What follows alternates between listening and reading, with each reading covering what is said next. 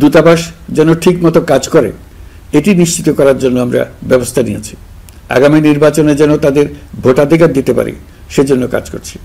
পলাতক সরকারের আমলে চট দখলের মতো দেশের ব্যাংকগুলো দখল করে নেওয়া হয়েছিল।